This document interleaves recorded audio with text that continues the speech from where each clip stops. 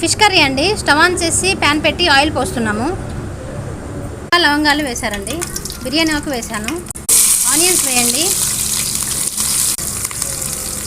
Onions పచ్చిమిర్చి కొంచెం fry అవ్వనివ్వండి. పసుపు వేయండి.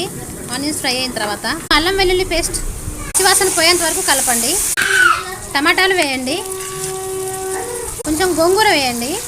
టేస్ట్ చాలా బాగుంటుంది ఫిష్ కర్రీలో. स्पून घाल सीगे घाल लीजिए.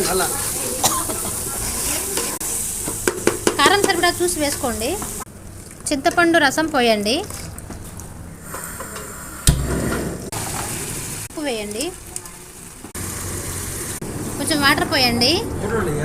వాటర్ కొంచెం బాయిల్ అయిన తర్వాత ముక్కలు వేద్దామండి. వాటర్ బాయిల్ అయిందండి. ముక్కలు వేద్దాం.